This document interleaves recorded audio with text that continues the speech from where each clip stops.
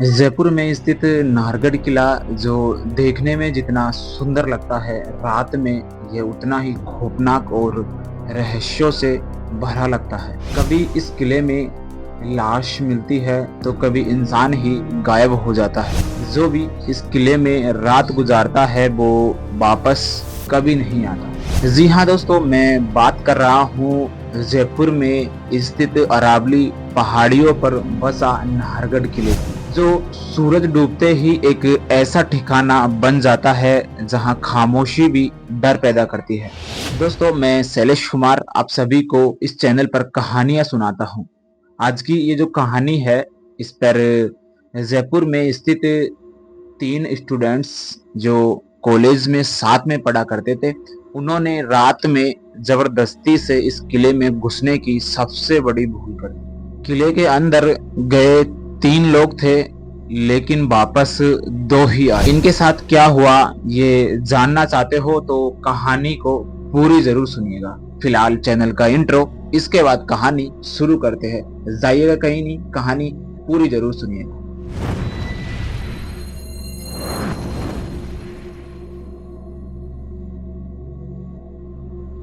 दोस्तों, ये घटना 21 अगस्त 2024 की है और कहानी के जो 3 पात्र हैं उनमें से जो पहला है वो आरव, दूसरा रितिका और जो तीसरा है वो विवेक है। ये तीनों एक ही कॉलेज के स्टूडेंट्स हैं और फोटोग्राफी का इन्हें काफी हद तक शौक है। ये रात में नाइट व्यू हॉरर पिक्स की शूटिंग करने के लिए उस हॉरर किले में चले जाते हैं, अर्थात नाहरगढ़ किले में गार्ड की बिना अनुमति के जबरदस्ती से चले जाते हैं। रात में गार्ड ने वहां पर इनको काफी मना किया कि बेटा ऊपर मत जाओ, जो ऊपर रहता है वो इंसानों को नहीं जानता। तभी दोस्तों आरव मुस्कुराया और बोला, अरे बाबा, हमें थोड़ा सा शूट करना है, फिर निकल जाएंगे। वह किसकी मानने वाले गार्ड ने उन्हें परमिशन दे दी। तीनों ने शूटिंग का सामान उठाया और जैसे ही भानगढ़ किले का बड़ा गेट खुलता है, एक ठंडी सी हवा का झोंका उनके चेहरे से टकरा जाता है। और दोस्तों आरव अंदर जाते ही अपना कैमरा ऑन करता है और बोलता है, welcome to back our new video. दोस्तों, आज हम नाहरगढ़ के किले में आए हैं और कहा जाता है कि इस किले में भूत रहते हैं। चलिए आज हम आपको इस किले की सैर करवाते हैं। ये सारी बातें बोलकर यानी वीडियो को स्टार्ट करके वह कैमरा ऑन करके आगे की तरफ बढ़ने लगते हैं। दोस्तों, वे धीरे धीरे करके आगे बढ़ रहे थे और सूखी घास धीमी हवा के साथ हिल रही थी। और जैसे वह आगे बढ़ते हैं तो पूरे किले में उनके पैरों की आवाज गूंज रही थी। वह थोड़ी शूटिंग करते हुए आगे पहुंचते हैं, आगे वाले गेट तक। जैसे ही वह अगले वाले गेट पर पहुंचते हैं तो एक हवा के साथ वो गेट अपने आप आवाज करता हुआ खुल जाता है।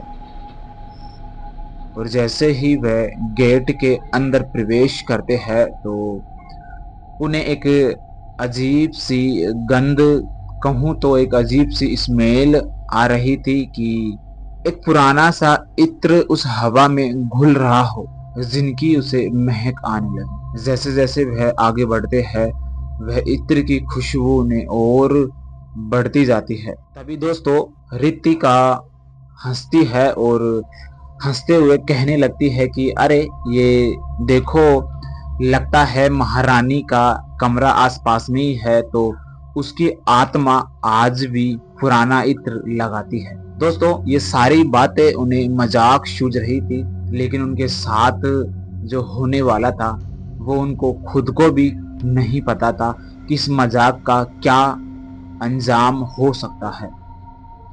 दोस्तों, कहानी में आप यहाँ तक आए हो तो छोटी सी रिक्वेस्ट है यार कि कहानी अच्छी लग रही हो तो लाइक और चैनल को सब्सक्राइब जरूर कर लेना। मैं आपको बीच बीच में कहानी का फ्लो टूटता है तो मैं कुछ नहीं बोलता। कहानी अच्छी लगे तो दोस्तों सब जरूर शेयर करना। चलते कंटिन्यू कहानी में, आगे बढ़ते हैं। तो रितिका कहने लगती है कि लगता है आसपास यहीं कहीं महारानी का कमरा है, तो उसकी आत्मा आज भी पुराना इत्र लगाकर घूमती है। इस बात को वह हंसी मजाक में ले रहे थे। तभी दोस्तों हंसते हंसते अचानक विवेक की जो नजर है वो एक पुरानी दीवार पर पड़ती है, जिस पर कुछ लाल कलर में लिखा हुआ था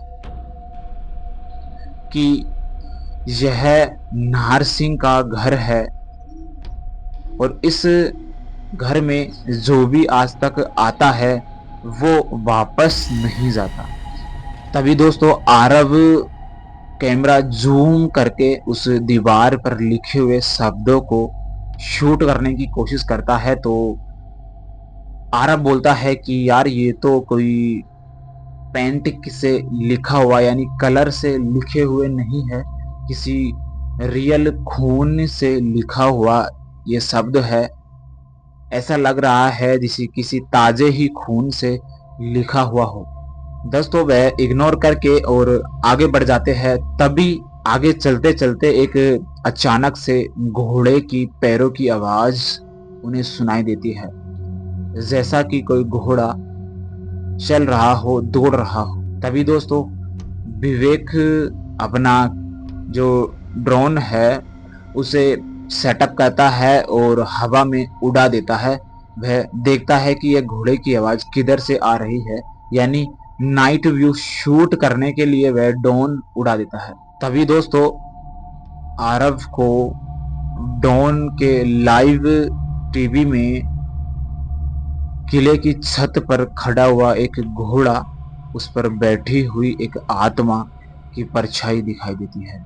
वह ये देखकर घबरा जाते हैं और दोस्तों जल्दीबाजी में उनके तीनों के चेहरे पर पसीना आ जाता है और दोस्तों वह डाउन को नीचे उतारते हैं, जल्दी कर कर अपने सामानों को जल्दीबाजी में समेटने लगते हैं।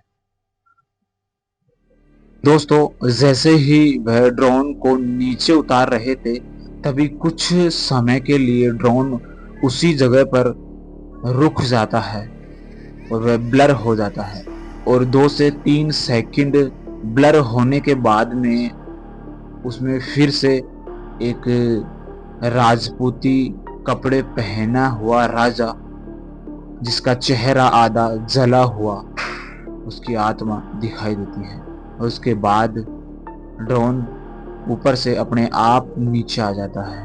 यह अपने सामानों को जल्दी समेट कर वापस नीचे की ओर भागने लगते हैं। दोस्तों लेकिन जो रहस्यमयी बात थी यह थी कि ये दोस्तों जल्दी जल्दी कर कर जैसे ही नीचे उतर रहे थे, यह पा रहे थे कि घूम फिर कर 2 मिनट 5 मिनट चलने के बाद में भी घूम फिर कर यह उसी जगह पर आ गए थे, उसी जगह पर वापस पहुंच जाते थे जिस जगह पर इन्होंने अपना ड्रोन चालू किया था। यानी कि मैं कहूं तो वह रास्ता इन्हें घूम फिरा कर उसी जगह पर ला रहा था। ये दोस्तों मजाक जो उन्होंने किया था यह उन्हें भारी पड़ गया। आरव और रितिका आगे आगे भगते हैं और जो विवेक है वो एक हाथ में कैमरा और एक हाथ में टॉर्च लेते हुए पीछे पीछे भगता है। और दोस्तों जैसे वह जितनी तेजी से नीचे की ओर भग रहे थे, उन्हें एहसास हो रहा था, उन्हें कानों में आवाज आ रही थी कि एक घोड़ा उनका पीछा भी कर रहा हो। तभी दोस्तों विवेक रुकता है और उनको बोलता है कि डर क्यों रहे हो यार, 2 मिनट रुको, मैं ये शूट लेकर आता हूँ।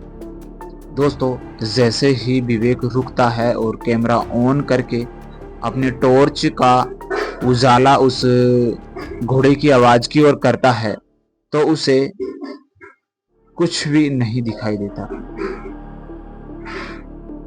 दोस्तों कुछ ही सेकंड बाद विवेक की चीखें आरव और रितिका को सुनाई देती है। इसके बाद एकदम सुनसान और शांत हो जाता है।